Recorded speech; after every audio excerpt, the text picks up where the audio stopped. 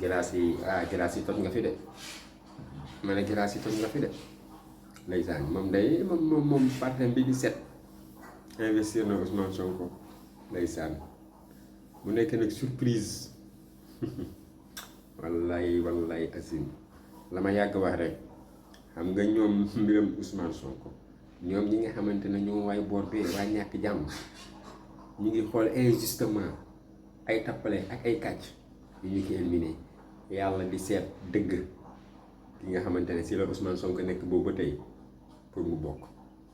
moo tax mën a yàggal na seeni tappale yi moo dul jàll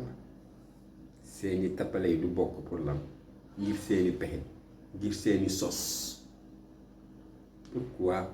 est-ce que yéen ay nit ngeen xalaat leen avant ngeen falu fi ngeen jaar dañ leen bàyyi woon tranquille ngeen ñëw dem élection gagné nice deuxième tour kii ngeen xam ne waxuma la deuxième tour waaye premier tour mu coop leen lekk nii naaw si kawam dossier fii dossier par droite arrêté que ni injustement non arrêté que injustement waaye gis nga li yàlla def jëraas mi fexe na ba investir que si appartement au nom de sa partie set donc gars yi la ma leen yàgg wax dama leen ngeen jël carte d'identité waaye dem leen ngeen jëli carte d'identité yi te waajal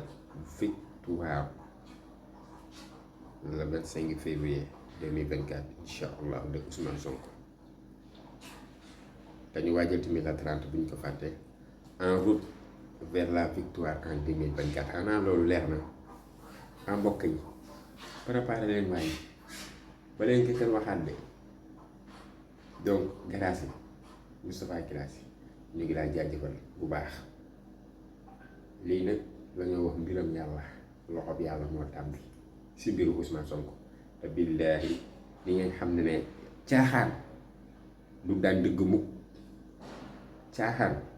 du daan dëgg mukk aw fen du nekk mukk aw dëgg si kaw dëgg ñu xamee ko noonu donc patriote yi yéen ñi jëlul seen carte d'identité dama leen ngeen jëli seen carte d'identité mu gaaw parce que carte d'identité mooy arme bi carte d'identité yi moo fi mën a jële ñii